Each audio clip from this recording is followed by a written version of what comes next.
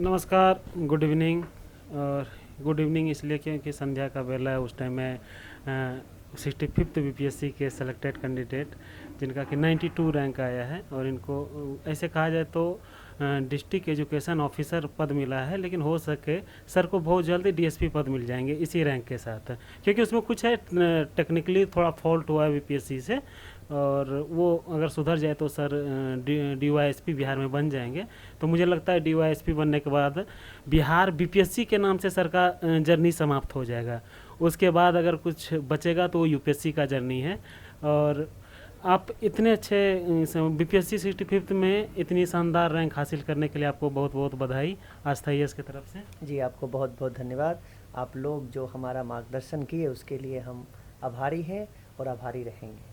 धन्यवाद।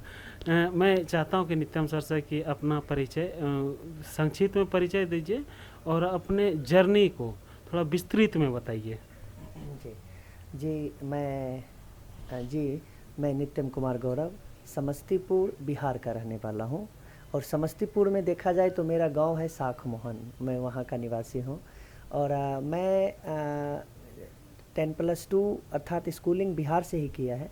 उसके बाद बिहार के बाद मैं दिल्ली आ गया हूँ, और दिल्ली में संघर्ष करते हुए Indira Gandhi national open university से एमए भी किया हूँ। और एमए मेरा पॉलिटिकल साइंस से है, और वर्तमान में मैं दिल्ली विश्वविद्यालय फैकल्टी ऑफ लॉ से एलएलबी में कर रहा हूँ। और हाल ही में 65th बीपीएससी में मैंने 92वां रैंक ग्रहण किया है। और मुझे खुशी है कि आस्था आईएएस में तमाम जितने भी टीम हैं, सर हैं, सबका गाइडेंस मुझे प्राप्त हुआ है। और मैं इस चैनल के माध्यम से जितने भी सर हैं और आप संपूर्ण आस्था आईएएस टीम को मैं यहाँ से आभार और शुक्रिया अदा करता हूँ। बहुत बहुत धन्यवाद। सर के लैंग्वेज से, बोली से तो आप समझ ही गए होंगे कि सर का माध्यम क्या होगा।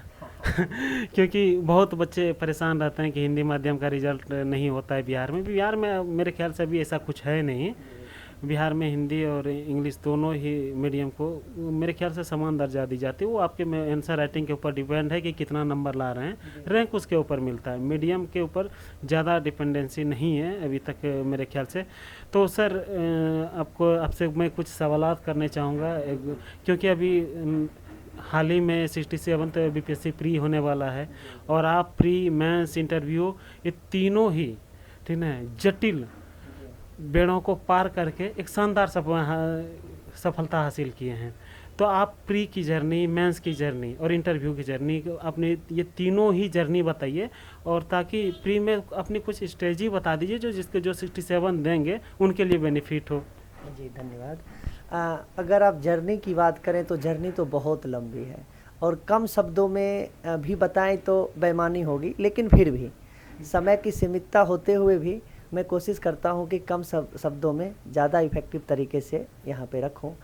देखिए, बीपीएससी में सबसे डिफ़िकल्ट अगर कुछ होता है तो ये प्रीलिम्स होता है, क्योंकि 4 लाख, लगभग 3.5-4 लाख बच्चे होते हैं, उसमें 5,000-6,000 का रिजल्ट होता है, और बहुत ही टफ हो रहा है। और जितने भी ऑनलाइन डिजिटल क्रांति जो आ गई है, इससे ये फ़ायदा हो रहा है कि गांव में जो रिमोट एरिया में जितने लोग हैं वो भी एजुकेशन के क्षेत्र में आ रहे हैं। और बड़ी खुशी की बात है कि गांव के लोग भी, और जिनमें संसाधन विहीन हैं, जो दूर दराज से नहीं आ सकते हैं, वो भी यहाँ पे पढ़ रहे हैं। जैसे कि आस्था आईएएस का भी एक ऐप है, टेस्ट सीरीज़ का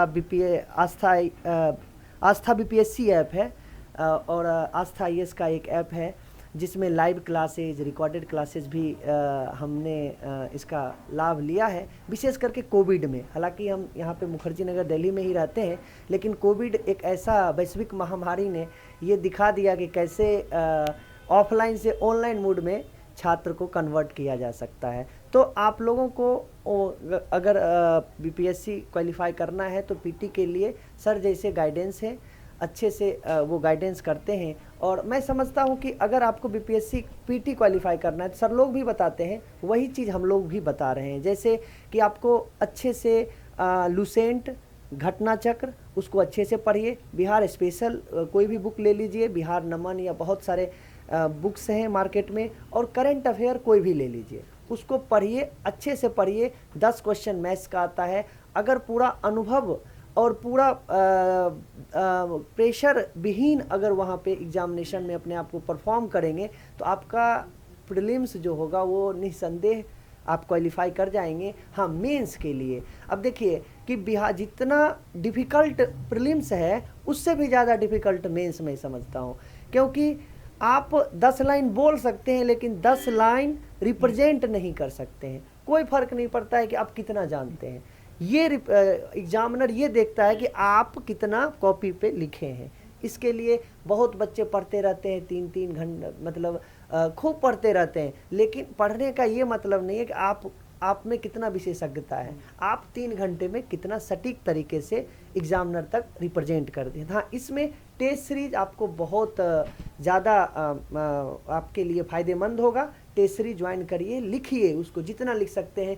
और सबसे बड़ी बात, हम 64th मेरा नहीं हुआ था और आर कुमार सर के पास आए थे तो सर बोल रहे थे मेरा यूपीएससी का पैटर्न था और एक प्रकार का अलग तरीके से मैं लिखता था, तो सर ने बताया देखो ये बीपीएससी है तो बीपीएससी के तरीके से लिखो, थोड़ा डायग्राम बनाओ, थोड़ा इम्प्रेसिव होना चाहिए। जिसका ये परिणाम हुआ कि 65th में मैंने एक सम्मानजनक स्कोर कह सकते हैं रैंक मैंने प्राप्त किया है। और तीसरा अगर देखा जाए थोड़ा मेंस में थोड़ा सा हम एलुबरेट कर देते हैं कि मेंस में सबसे महत्वपूर्ण देखते हैं 64th और 65th में देख रहे हैं पेपर 2 में एक एवरेज मार्क्स आ रहा है, तो थोड़ा सा सर के गाइडेंस में थोड़ा और ज़्यादा आप लोग मेहनत करिए, क्योंकि इकोनॉमिक्स एक ऐसा सब्जेक्ट है, पॉलिटी ऐसा सब्जेक्ट है, अगर पेपर 2 में आप बेहतर मार्क्स लाते हैं तो आपका सिलेक्शन ही नहीं बल्कि एक सम्मानजनक रैंक भी मिलेगा। और पेपर 1 में आप एस्थेटिक्स थोड़ा सा ध्यान रखिए, एस्थेटिक्स पढ़िए। और सबसे महत्वपूर्ण बात यह है ऑप्शनल का चुनाव कैसे किया जाए।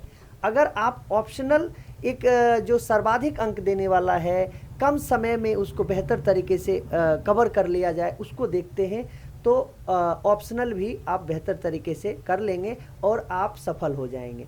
तीसरा चरण अगर कह रहे हैं, क्योंकि सीमित शब्दों में बताना है जी, तीसरा अगर देखें इंटरव्यू, हालांकि इंटरव्यू के लिए सर लोग एक पूरा प्रोसेस स्टार्ट करते हैं और हम लोग भी यहाँ पे 3 मॉक दिए हुए हैं, तो फ़ायदे मिलते, बहुत फ़ायदे होते हैं कि इंटरव्यू में एक सबसे ज़्यादा सर लोग बता रहे थे लेकिन हम समझ नहीं रहे थे। सर बोल रहे थे कि आपके पास क्या नॉलेज है वो इंटरव्यू में कोई मायने नहीं रखता है, मायने ये रखता है कि आप कितना कॉन्फिडेंट हैं, आप आत्मविश्वास तरीके से वहाँ जाइए और अच्छे तरीके से रिप्रेजेंट करिए, सॉरी बोलना सीखिए। इसने क्या किया हमारा, देखिए हम आपको 1 मिनट में बताना चाहेंगे कि जब मेरा इंटरव्यू था तो हम सर बोल रहे थे आप कॉन्फिडेंट हैं लेकिन आप वहाँ पे कैसे हैंडल करते हैं इसको ध्यान रखना है। मैंने सॉरी बोला और बड़ा हम्बल तरीके से सॉरी बोला। मेरा बहुत क्वेश्चन, लगभग 5-6 क्वेश्चन कंटिन्यू सॉरी रहा, लेकिन एक क्वेश्चन आया कि आपको एसडीएम क्यों बना दिया जाए, और मैंने जो आंसर दिया उसके बाद जो क्वालिटी मैंने अपने आप को वहाँ पे रिप्रेजेंट किया, उसके बाद उन्होंने बताया क्या आप में ये सब क्वालिटी है। उसके बाद जो आंसर दिया, ये 2 जो क्वेश्चन था मेरे लिए इंटरव्यू का टर्निंग पॉइंट था और मेरे इंटरव्यू में 80 मार्क्स मिले हैं। मैं समझता हूँ इस 80 मार्क्स के लिए आज था ये संपूर्ण टीम और जो हमारे जो गाइडेंसर रहे हैं सब उनके लिए आभारी हैं। ये हमारा तीनों स्टेप का जर्नी है और मैं वर्तमान में आपके समक्ष बैठा हूँ और 92वां स्थान मैंने प्राप्त किया है। ये मुझे अच्छा लग रहा है। बहुत बहुत धन्यवाद सर। सर जैसे अभी आप बताए कि 6 बार आपने सॉरी बोला। जी बिल्कुल। हाँ, और सॉरी जब बोले उसके बाद एक ऐसा सवाल आपका पास आ गया कि उसके बाद ही इंटरव्यू की दिशा बदल गई और वहीं से आपके मार्क्स का मानदंड तय होने लगा। हाँ, बेसिकली हमें लगता है कि इंटरव्यू चाहे आप कमीशंस के किसी भी कमीशंस का इंटरव्यू दे रहे हैं तो उसमें सॉरी जो है ज़्यादा निगेटिव इफेक्ट के लिए नहीं होता, वो एक्चुअली आपके धैर्य को देखा जाता है कि आप सॉरी बोलते समय कितना स्ट्रेस फील कर रहे हैं या फिर आपके मन में क्या चल रहा है। तो हमको लगता है वो 6 सॉरी आपकी सफलता का कहीं राज तो नहीं बना इंटरव्यू के लिए। जी ये कह सकते हैं, ये बिल्कुल कह सकते हैं कि सॉरी, अब ये निर्भर करता है ना सॉरी आप कैसे बोलते हैं। जैसे एक सॉरी होता है कि स्ट्रेस लेके सॉरी बोल रहे हैं, एक ऐसा सॉरी होता है रिग्रेट फील हो रहा है, सॉरी सर हम नहीं जानते। उनको लग रहा है कि सही में ये जो छात्र है ये मतलब अपने आत्मग्लानि के माध्यम से वो बोल रहा है। तो सॉरी का जो तरीका होता है ना, एक सॉरी हुआ उसमें कम आत्मग्लानि हो, दो सॉरी हुआ थोड़ा सा अलग तरीके से रिप्रेजेंट करिए सॉरी को, तो ये कह सकते हैं ये सब टर्निंग पॉइंट रहा। और इसके बाद उनको लगा जो फैक्चुअल क्वेश्चन में मतलब कुछ कह नहीं सकते इंटरव्यू क्या जाएगा किस ओर जाएगा, लेकिन वहाँ से जो टर्निंग पॉइंट रहा और वो 2 क्वेश्चन इत्तेफाक से हम इम्प्रेसिव तरीके से दिए, तो ये दोनों हमारे इंटरव्यू का टर्निंग पॉइंट था। जी बिल्कुल। सच में कहा जाता है कि इंटरव्यू के 2 मोड होते हैं, एक आप मेंबर को किस ओर भेजना चाहते हाँ, हैं बिल्कुल। और एक दूसरा कि आप मेंबर को किस ओर आप लाना चाहते हो। तो नित्यम सर यहाँ पर मेंबर को अपने ओर लाए थे। हाँ, कह सकते हैं। हाँ, बिल्कुल। तो जैसे कि मुझे जहाँ तक पता है कि सर का मैथिली ऑप्शनल है जी। और मैथिली में हाईएस्ट मार्क्स में 184 मार्क्स है ना, बहुत हाईएस्ट माना जाता है। तो मैं जहाँ तक जान रहा हूँ पहले से भी, जैसे नित्यम सर हमारे पुराने मित्र भी हैं और आज अधिकारी बन के मेरे साथ हैं और इस बात की बहुत हमको खुशी है। तो लगातार मैथिली के लिए नित्यम सर कुछ ना कुछ कर रहे हैं, अभी शायद उस पर कुछ अच्छे से वर्क कर रहे हैं। और मुझे जहाँ तक पता है कि पहले भाग दौड़ की ज़िंदगी थी तो उसमें कम टाइम दे पाते होंगे, लेकिन अब तो स्थिर हो गए हैं और अब मैथिली के लिए कुछ अच्छा करने के लिए कुछ सोच रहे हैं। तो मैं चाहूँगा कि मैथिली के लिए आप क्या करें उसके बारे में डिटेल बताइए। जी जी बिल्कुल। सबसे पहले मैथिली के लिए हमारे जो गुरु थे वो दुर्भाग्य से नहीं रहे। मुझे शौक था कि अगर मैं मैथिली के वजह से मैं ऑफिसर बनता हूँ तो उनके सानिध्य में मैं उनका आशीर्वाद लूँगा, लेकिन दुर्भाग्य से हमारे शेखर सर जी नहीं रहे। मैं उसको इस आस्था IAS के चैनल के माध्यम से मैं उनको विनम्र श्रद्धांजलि देता हूँ। और सर का मानना था कि मैथिली एक ऐसा सब विषय है ना कि जो बच्चा सिर्फ समझता है कि मिथिला क्षेत्र के लिए है, लेकिन आप देखेंगे कि जरूरी नहीं है। मैथिली जो है ना इसका लिपि देवनागरी है और देवनागरी में जो हिंदी जानता है वो मैथिली जान सकता है। मुझे भी ऐसा लगता, मैं समस्तीपुर से हूँ, मैथिली बोली जाती है लेकिन उतना जो पूर्णिया या जो मधुबनी में बोली जाती है वो नहीं बोली जाती है। तो मैं मैथिली को प्रमोट करने के लिए, प्रमोट का मतलब ये नहीं है जो बेवजह का प्रमोट का मतलब ये है कि आप मैथिली में देखेंगे 184, 190, 200 तक मार्क्स का स्कोप है जो अन्य सब्जेक्ट में तुलनात्मक रूप से कम है हो सकता है, लेकिन इसमें मेहनत का एक प्रोपोर्शन होता है। इसमें कम मेहनत में इफेक्टिव गाइडेंस में आप बेहतर तरीके से रिप्रेजेंट करेंगे तो आप 200 मार्क्स तक ला सकते हैं। और 2 साल से आप देख रहे हैं कि अगर आपको सिलेक्शन दे रहा है तो मैथिली दे रहा है। तो मैं आप लोगों के लिए एक संस्कार सिविल सर्विस नाम से YouTube चैनल स्टार्ट किया हूं। मैं चाहता हूं कि जितने भी लोग अगर चाह रहे हैं कि संस्कार सिविल मतलब मैथिली की ओर आकर्षित हों और BPSC प्रीलिम्स मेंस इंटरव्यू के लिए अगर कुछ गाइडेंस चाहते हैं तो उस चैनल से जुड़िए। और हम जितना समय मिलेगा, हालांकि अभी सौभाग्य से बिहार शिक्षा सेवा मिला है, शिक्षा क्षेत्र में मुझे और काम करने का मौका मिलेगा, लेकिन ये एक प्रथम स्टेप होगा जिसमें आप लोगों का भी सहयोग जरूरी है। जितना आप लोग आगे बढ़ेंगे, जैसे आस्था IAS का जो आस्था IAS है ये गांव के दूर दराज इलाकों तक इसका पहुंच है। और मैं समझता हूं कि आस्था IAS और अगर जितने डिजिटल युग में अगर और ज़्यादा लोग, बहुत लोगों की अभी भी कमी है, तो मैं समझता हूं इस टाइप के इंस्टीट्यूट को दूर दराज के लोग, दूर दराज के छात्रों तक पहुंच सुलभ हो और छात्र बढ़ चढ़ के आगे आए और बिहार को एक कहते हैं ना, अमेरिका का एक था बिहार का एक मेक बिहार ग्रेट अगेन, जैसे अमेरिका था मेक अमेरिका ग्रेट अगेन। मैं चाहता हूं कि मेक बिहार ग्रेट अगेन की सपना को आप लोग साकार करें और अगर हो सके तो संस्कार सिविल सर्विस को आप लोग थोड़ा सा देखें, फॉलो करें। बिल्कुल, संस्कार सिविल सर्विस को सब्सक्राइब कर लें सर, बहुत अच्छा। मैं इनसे ऐसा नहीं कि मैं इनको जहाँ तक पर्सनली वे में बोल रहा हूँ कि सर से मैं बहुत अच्छे से, बहुत पहले से जान रहा हूँ, तो जो भी ज्ञान मिलेगा वहाँ से तो यही समझ लीजिए कि आप लोग के लिए वरदान रहेगा वो। तो एक बार देखिए, ऐसे सर अभी बता रहे थे दूर दराज क्षेत्रों के में जो रहते हैं, जो दिल्ली तक जिनकी पहुँच नहीं है, तो बहुत सारी सुविधा दी गई है आस्था IAS की तरफ से। पहले ऐसा था कि बहुत सारे बच्चे का मैसेज भी आ रहा है लगातार कि सर आस्था IAS का अपना ऑनलाइन प्लेटफॉर्म क्या है। तो आस्था IAS का अपना 2 ऑनलाइन प्लेटफॉर्म है। पहला है कि प्ले स्टोर में जाइए टाइप कीजिए आस्था IAS AASTHAIAS। वहाँ उस ऐप पे आपको लाइव विथ रिकॉर्डेड क्लास मिलेगा, BPSC प्री मेंस सब कुछ इंटरव्यू तक का वहाँ मिलता है।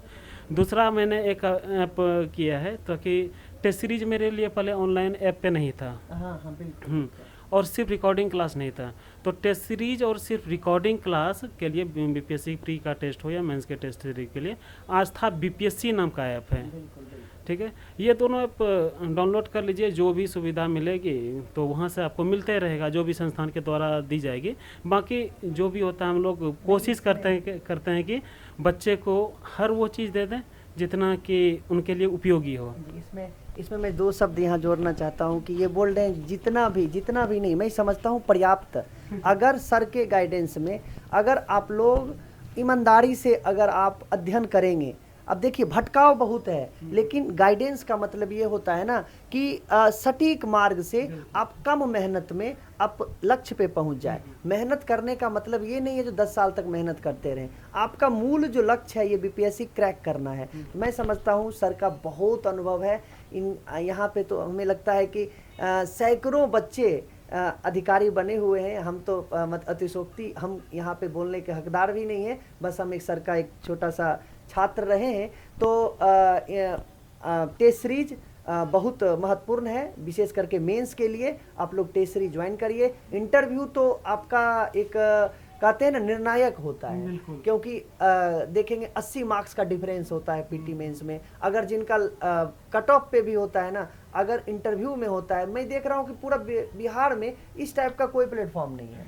मैंने भी इंटरव्यू के लिए देखा तो बिल्कुल प्लेटफॉर्म नहीं है, लेकिन हमें तो खैर सुलभ यहाँ पे अस्थायी से बहुत दिन से जुड़े हुए थे, लेकिन फिर भी ऐसा मौका हम मतलब आप लोगों को भी मिलना चाहिए। आप लोग भी बढ़ चढ़ के आगे आइए और बिहार जैसे संस्थान में BPSC जैसे प्रतिष्ठित सेवा में आइए और बिहार की मिट्टी में सेवा करिए और बिहार को महान बनाइए, अच्छा बनाइए। बहुत बहुत धन्यवाद। बहुत ही कम शब्द में सर बड़ी बड़ी बात बोल गए। अगर इस शब्द को, सर की बात को एक एक शब्द को सोचें तो बहुत बड़ी बड़ी बात बोल गए। मतलब कि आपको सीधे सीधे ये बोल रहे हैं कि आपको मिट्टी का जो है ना अपने जो जिस मिट्टी ने आपको इतना बड़ा किया उनका कर्ज चुकाइए। तो मैं हालांकि मैं कुछ अब इस तरह की बातें तो हो गई, जैसे कि आप सर के बारे में परिचय और जो जानना था सर से जान लिए। मैं थोड़ा सा सर के जॉब प्रोफाइल के ऊपर सवाल करना चाहूँगा।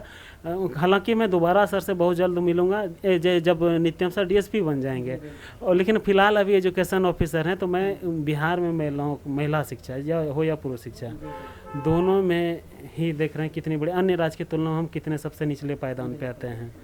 तो आप एजुकेशन ऑफिसर होने के नाते अपने शिक्षा के क्षेत्र में जहाँ आप जिस जिले में आप जाएंगे, कौन कौन से सकारात्मक कदम उठाएंगे, खास करके हम वहाँ की महिलाओं के लिए, ठीक है। और अभी मैं नॉर्मली सर मैं एक चीज़ आपसे मैं शेयर करना चाहता हूँ। मैं एक्चुअली कभी गांव जाता हूँ तो यूँ ही हम घूमने निकल जाते हैं, और घूमने निकलते हैं तो स्कूल सबका भ्रमण कर लेते हैं। तो स्कूल की सरकारी स्कूल के अभी भी हम वो स्थिति देखें कि बच्चे सब इधर उधर खेल रहे हैं, कोई अपने जगह है, मास्टर साहब यहाँ। और बिहार में तो आज मास्टर साहब की ये हाल है कि कुछ अटेंडेंस लग जाता है, निकल भी लेते हैं, ठीक है। और बच्चे पढ़े या ना पढ़े, क्या कर रहे हैं, उनसे कोई मतलब नहीं है। तो इस तरह की चीज़ें नहीं होनी चाहिए। खैर जो मतलब शिक्षा एक व्यवसाय नहीं होना चाहिए जो बना लेते हैं कि हम आए, स्कूल आए, फिर वहाँ से निकल गए, बच्चे क्या कर रहे हैं। तो आप इन सब कमियों को पूरा करने में किस तरह का अपना कदम उठाएंगे, और ऐसे सब अगर मास्टर साहब आपको मिल जाए उसके लिए क्या, कौन सा आप कानूनी मानदंड अपनाएंगे? जी देखिए, मैं समझता हूँ कि बिहार में गुरु शिष्य परंपरा का एक ऐतिहासिक परंपरा रहा है और बहुत ही महान परंपरा रहा है। तो मैं समझता हूँ कि बिहार की धरती में एक ऐसा गुण है शिक्षा के क्षेत्र में कि शिक्षा के वजह से ही बिहार बना है। तो ये बहुत ही फक्र की बात है। लेकिन वर्तमान समय में थोड़ा सा जो पथ जिसको बोलते हैं पथ से भटकाव हुआ है, ये बड़ा दुर्भाग्य है। लेकिन मैं समझता हूँ अगर मैं ऑफिसर बनता हूँ, मुझे हालांकि ट्रेनिंग दिया जाएगा, ऐसे मैं जनरल मतलब परसेप्शन में बता रहा हूँ, मेरी जो सोच है, मैं समझता हूँ कि हमारे जो गुरुजन हैं, जो शिक्षक हैं, उनमें भी बहुत संभावना, वो भी बहुत परिपक्व हैं, बहुत पढ़ाते हैं, उनके पास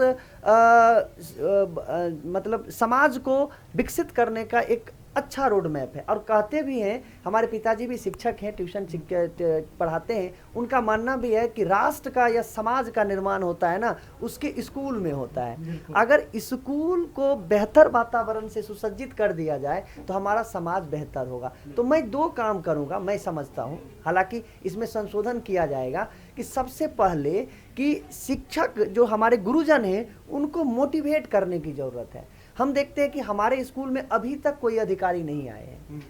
10+2 तक स्कूल है हमारे गांव में, 10th पास किए हैं, या फिर जहां प्राइमरी स्कूल में पढ़े हैं, कोई मोटिवेशन का कोई सोर्स नहीं है। तो जब तक आप मोटिवेट नहीं करेंगे तब तक टीचर मतलब निस्वार्थ भाव से और पूरा ऊर्जावान तरीके से वो आगे नहीं आएंगे। उनके पास संभावना बहुत है और छात्रों में है कि छात्रों को सपने देखने का एक अवसर मिलना चाहिए। तो मैं कोशिश करूंगा उनको मोटिवेट करूं, और जो मोटिवेट होकर बेहतर काम करें उनको प्रोत्साहित करूं अपने क्षेत्र में। और पेरेंट्स को और छात्र को दोनों को सपने देखने, जैसे होता ना, अरे हमारा बच्चा गरीब है, हम क्या पढ़ाएं, लेकिन हम भी गरीब थे, हम भी संघर्ष करके आगे बढ़े, यहाँ नौकरी तक किए हैं, ट्यूशन भी पढ़ाएं, लेकिन हमारे माता पिताजी ने सपना देखना सिखाया है। तो हम उस संघर्ष से आते हैं। और बिहार के लगभग कहते हैं ना कि पूरा पर कैपिटा इनकम 1/3 है, सब संघर्ष से जूझ रहे हैं। तो हम करेंगे, उसको मोटिवेट करेंगे पेरेंट्स को और टीचर को, ताकि वो सपना देखे और दोनों का सामंजस्य करके बिहार को एक बेहतर बिहार या अपना डिस्ट्रिक्ट को तुलनात्मक रूप से बेहतर जिला बनाए। जैसे कि एक शिक्षा के क्षेत्र में एक बहुत ही अभूतपूर्व योजना हमें समझ में मतलब देखने को मिला इंटरव्यू के समय, उन्नयन बांका, हम समझेंगे जी। तो उन्नयन बांका के तर्ज पे हम कोशिश करेंगे उसमें इनोवेशन लाया जाए जिससे शिक्षा रुचिकर हो। जैसे दिल्ली सरकार में देख रहे हैं कि एक अलग तरीके का उत्साह है पेरेंट्स में और छात्रों में। पेरेंट्स टीचर मीटिंग होता है प्राइवेट स्कूल में। तो अगर ईश्वर की कृपा रहा कि हम उस पोस्ट पे सुशोधित अगर बेहतर तरीके से हो जाएं तो हम अपने क्षेत्र में एक नवाचार तरीके से शिक्षा का प्रसार करेंगे। और मुझे उम्मीद है कि जितने गुरुजन होंगे और जितने पेरेंट्स होंगे, जितने छात्र होंगे, वो जरूर मोटिवेट होंगे और एक बेहतर समाज बनाने के लिए वो दृढ़ संकल्पित होकर के आगे जरूर आएंगे। थोड़ा सा हम ये जानना चाहेंगे, जैसे कि आपके बारे में कोई इन्फॉर्मेशन मिली है, मैं कि मुझे अपने टीम द्वारा बताया गया है कि नित्यम सर यहाँ बैठ के टेस्ट लगातार दिए हैं, चाहे प्री हो या मेंस हो, और जहाँ तक है कि क्लास किए हैं। और मैं चाहूँगा कि यहाँ का, जैसे यहाँ का नोट्स है, यहाँ का क्लास है, आपके लिए कितना उपयोगी रहा? जी देखिए, सबसे पहले टेस्ट सीरीज के बारे में बताएं तो टेस्ट सीरीज तो हम ऑनलाइन भी स्टार्ट किए थे क्योंकि कोविड के वजह से स्थिति बहुत गंभीर थी और सरकारी नियमानुसार ये संस्था भी यहाँ पे, हालांकि हम कोविड में मुखर्जी नगर में ही थे, अकेले थे, पूरा स्थिति गंभीर था, लेकिन वो बोलते हैं ना बेरोजगार का कद्र तभी होता है जब वो रोजगार लेता है। तो हम मुखर्जी नगर में आते थे और मिथिलेश जी से मिलते थे, टेस्ट सीरीज लिखते थे। तो उस समय हम या तो हम लिख के लाते थे ऐप के माध्यम से, जो आस्था IAS BPSC का जो ऐप है आस्था IAS BPSC, तो उसमें उसके माध्यम से हम ऑनलाइन भी सबमिट करते थे। और सबसे ज़्यादा जो इफेक्टिव हमें जो लगा ना वो यहाँ आके लिखने में, क्योंकि टेस्ट सीरीज के माध्यम से हमें लगता है कि BPSC का मेंस दे रहे हैं, एक वातावरण मिलता है। जरूरी नहीं है टेस्ट सीरीज में ये जरूरी है कि आप 3 घंटा उस मतलब वातावरण को महसूस कर रहे हैं। 3 घंटे में आपके अंदर जो सॉल्यूशन निकलता है ना वो ओरिजिनल होता है। आप कितना भी पढ़ लीजिए कोई फर्क नहीं पड़ता है। तो टेस्ट सीरीज बहुत जरूरी है। और क्लास में देखें तो क्लास में R कुमार सर जी का जो नोट्स है इकोनॉमिक्स हमारे लिए संजीवनी साबित हुआ। उसको हम समझते हैं कि गीता बाइबल समझते हैं, उसको हम गीता जैसे रट लिए हैं। बिहार में अर्थव्यवस्था का क्या हुआ, कैसे हुआ, 4-5 जैसे फ्लो चार्ट में उसको हम पूरा हर योजना को, या साइंस टेक में हालांकि 2 साल से थोड़ा सा एक डायनेमिक क्वेश्चन पूछ रहा है, तो थोड़ा साइंस टेक में ये बड़ा दुर्भाग्य है, हमारा सबसे कम मार्क्स साइंस टेक में ही आया है क्योंकि हम उसको रिप्रेजेंट नहीं कर पाए। उसमें सर की गलती नहीं है, उसमें हमारी गलती है कि हम उसको रिप्रेजेंट नहीं कर पाए। तो लेकिन सर का क्लास बहुत ही महत्वपूर्ण है। आप लोग उसको करिए, नोट्स भी लीजिए। और मैं समझता हूँ कि सर जो हैं वो एग्ज़ाम ओरिएंटेड पढ़ाते हैं, तो और इस पेपर को क्वालिफाई करने के लिए आपको एग्ज़ाम ओरिएंटेड होना बहुत ज़रूरी है। और जब तक एग्ज़ाम ओरिएंटेड नहीं होंगे तो मान लीजिए 446 बार 47 गया है कट ऑफ, तो आप हमारे जैसे पिछले बार 446 गया था तो हम 445 पे अटक गए थे, तो इसके आसपास रह जाएंगे, जो आपको ना केवल एक साल बर्बाद करता है बल्कि एक कंपटीशन का एक नया हुजूम आ जाता है जो उसको और ज़्यादा मतलब और ज़्यादा दुरूह बना देता है। तो आपको अगर समय मिल रहा है तो उसको पीटी अच्छे से दीजिए और पीटी के बाद लग जाइए आंसर राइटिंग में। आंसर राइटिंग ही आपको मतलब सफलता तक पहुंचाएगा। बहुत अच्छी बात बोले नित्यम सर। मैं इनकी मेहनत तो अब सफल हो गए तो नहीं बता सकता, मैं जो सामने देखा हूँ इनकी मेहनत, ये मेरे साथ ही काउंटर के सामने बैठ के जितना मेहनत की है मैं शब्दों में बयान नहीं कर सकता उस चीज़ को, लेकिन मैं इतना ज़रूर कहूँगा जो मेहनत इन्होंने किया है उनका फल इनको मिल गया है। और बीपीएससी किसी के साथ अन्याय नहीं, चाहे कोई भी कमीशन से अन्याय नहीं करता, आप जितना मेहनत करेंगे वो फल उतना मिल जाएगा आपको, और आज तक यही होते आया है। हालांकि मतलब कि ये जैसे बता रहे थे कि जो हैं दूर दराज में तो वो गांव यहाँ तक नहीं पहुँच पा रहे हैं। अगर नोट्स जैसे आस्था इसका अपना नोट्स है, प्री के लिए अपना नोट्स है, मेंस के लिए अपना नोट्स है, जीएस का प्री पेपर का, तो वो सब भी कलेक्ट कर सकते हैं। आस्था का अपना जो यहाँ का नंबर है उसके माध्यम से। बाकी मैं चाहूँगा कि सर अभी जो एक ऐसा रामबाण बता दें 67 प्री वालों के लिए कि आपके इस यूट्यूब चैनल माध्यम से आपको देख के वो एक उसमें जोश, जज्बा, एक उत्साह आ जाए और खुशी से आपका नाम लेते हुए प्री का एग्ज़ाम क्वालिफाई कर जाए, वैसा कुछ रणनीति बताइए सर। देखिए रणनीति में ये है कि सबसे पहले ये समझ लीजिए कि आपका ही होगा। जब तक ये थोड़ा सा भी डाउट होगा ना कि मेरा नहीं होगा तो आप बाहर हैं, चाहे 1 नंबर से हो चाहे 2 नंबर से। मैं समझता हूँ कि 67th पीटी के लिए आपको सर लोग भी बोलते हैं, लेकिन मैं स्पेशल बोल रहा हूँ। हालांकि मैं अपने चैनल के माध्यम से भी कोशिश करूँगा आप लोगों को मोटिवेट करने का कि एक होता है ना ई को सुलझा लेना, ई ऑप्शन है उसको सुलझाना, वो तभी होगा जब प्रीवियस ईयर देखिए। उसके बाद आप आसानी से कम पढ़िए और उसको रिवाइज कंटिन्यू करिए। एक ही करंट अफेयर 2 करंट अफेयर पढ़िए, उसको अच्छे से आत्मसात करिए और घटना चक्र अच्छे से पढ़िए, लुसेंट फोकस करिए और बिहार स्पेशल पे फोकस करिए और शांति से रिलैक्स होकर के पेपर दीजिए। क्योंकि आप प्रेशर में आके क्या करते हैं ना, 2-3 क्वेश्चन ई में लगा देते हैं जो ई होना नहीं चाहिए। ई क्यों होना चाहिए इस पे आप 4-5 दिन रिसर्च करिए कि ई इसमें क्यों हुआ, आगे में क्यों नहीं हुआ, कैसे पैटर्न बदला है, ई कैसे होगा, इसको आप सुलझा लीजिए ना। क्योंकि जितने छात्र हैं ना मिथिलेश जी, मुझे लगता है कि सारे छात्र 100 मतलब कट ऑफ के 4-5 नंबर आसपास रहते हैं। और मुझे लगता है कि अगर ई ऑप्शन को सुलझा लेंगे ना और थोड़ा आत्मविश्वास से ई रंगते हुए कभी डी रंग देते हैं, डी रंगते हुए कभी ई रंग देते हैं। ये इसको माइनर मिस्टेक नहीं बल्कि मेजर जी मिस्टेक, जी जी, क्योंकि ये आपका जो है ना एग्जाम का कट ऑफ जो कट ऑफ को निर्धारित करता है आपके पास फेल होने में, इसका सबसे बड़ा रोल, सबसे बड़ा 1 मार्क्स से आप ऐसे भी